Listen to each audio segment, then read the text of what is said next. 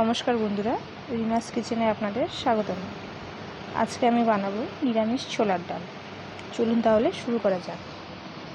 প্রথমে আমি নিয়েছি 1 কাপ ডাল, ভালোভাবে জল দিয়ে ধুয়ে জল সমেত রেখেছি। নিয়েছি শুকনো লঙ্কা, তেজপাতা, গোটা জিরে এবং গোটা গরম মশলা, সর্ষের তেল, আদা বাটা ও টমেটো কুচি। কুকারে ডালটা ঢেলে দিলাম।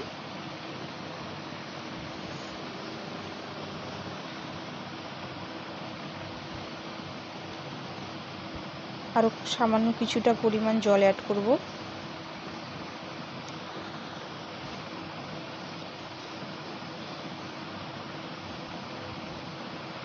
তাতে 2 কাঁচা লঙ্কা চেরা এবং পরিমাণ মতো লবণ, হলুদ দিয়ে 4টা সিটি আসা পর্যন্ত অপেক্ষা করব।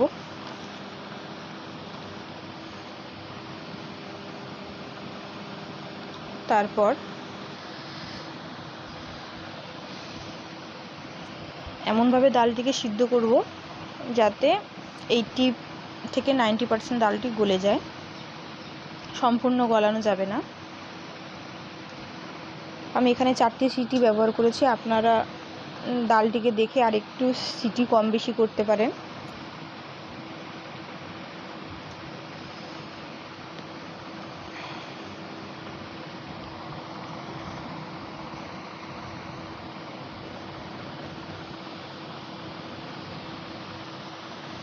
তারপর একটি পাত্র বসিয়ে গোটা গরম মশলা, তেল, জিরে, তেজপাতা, শুকনো লঙ্কা ও গোটা গরম মশলা দিয়ে ভালো করে নাড়িয়ে চাড়িয়ে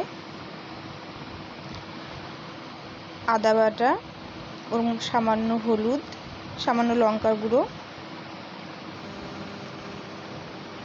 ধনে গুঁড়ো, জিরে গুঁড়ো সব একটি পেস্ট বানিয়ে নেব।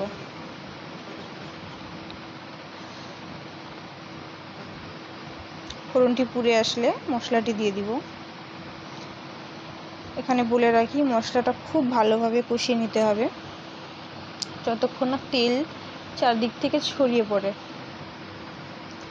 এখানে দিয়ে দিলাম টমেটো কুচি। বেশ কিছুক্ষণ নাড়াচাড়া করতে হবে। আমি ডালেও কিছুটা পরিমাণ লবণ দিয়েছি, তাই স্বাদ বুঝে এখানে একটু লবণ ব্যবহার করব।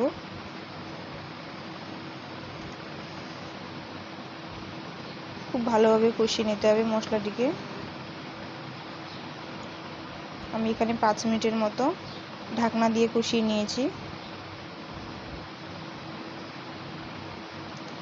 সামান্য লেগে যাওয়ার কারণে আমি এখানে জল ব্যবহার করেছি। ভালোভাবে কষিয়ে নিব।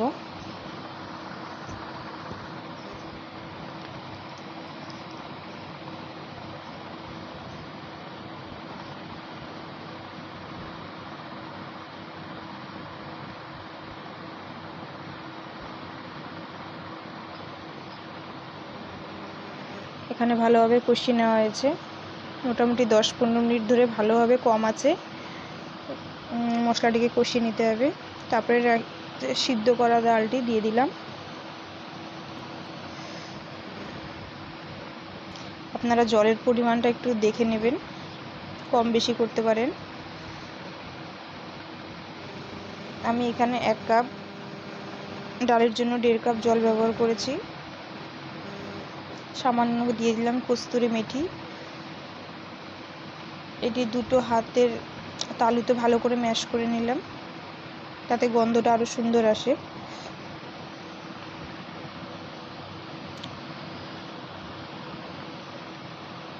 কিছুটা ফুটে আসলে এখানে দিয়ে দেবো 1/2 চা পরিমাণ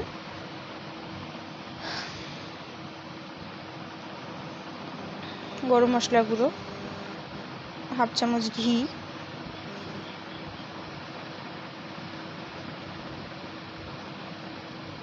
এবং সামান্য চিনি।